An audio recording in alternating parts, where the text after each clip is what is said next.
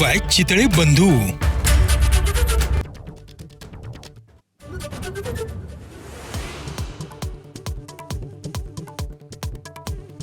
पवईमध्ये ऑडिशनच्या नावाखाली 17 मुलांना ओलीस ठेवल्याचा प्रकार समोर। पोलिसांकडून आरोपी रोहित आर्याचा एन्काउंटर, सर्व मुलांची सुखरूप सुटका।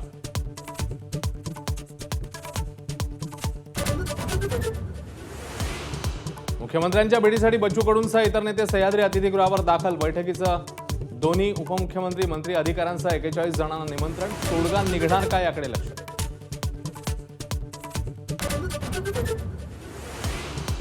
मतदार याद्यांमधील घोळ आणि ईव्हीएम बाबत राज ठाकरेंचं थोड्याच वेळात सादरीकरण। निवडणूक आयोगाच्या भोंगळ कारभारावर उडणार ताशेरे। 1 नोव्हेंबरला दुपारी 1 ते 4 या वेळेत मविया आणि मनसेचा निवडणूक आयोगाविरोधात सत्याचा मोर्चा। राज ठाकरे, उद्धव ठाकरे, शरद पवारांच्या उपस्थितीत झालेल्या बैठकीमध्ये निर्णय। मोर्चाला मवियाचे सर्व वरिष्ठ नेते उपस्थित राहणार। महिला आयोगाच्या अध्यक्ष रुपाली चाकणकरांचं पद धोक्यात। महिला डॉक्टर आत्महत्येप्रकरणी घेतलेल्या भूमिकेमुळे अजित पवारांनी व्यक्त केली नाराजी, तर दोन्ही आरोपींना सुनावली 2 दिवसांची पोलीस कोठडी।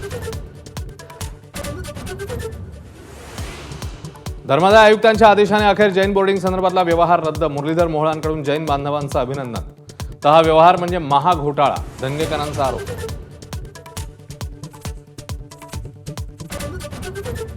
दाऊद दहशतवादी नाही या वक्तव्यावर वाद निर्माण झाल्यावर ममता कुलकर्णीची सारवासारव। वक्तव्याचा विपर्यास केल्याचा आरोप। माझं नातं दाऊद नाही, विकी गोस्वामी सोबत होतं, असाही खुलासा।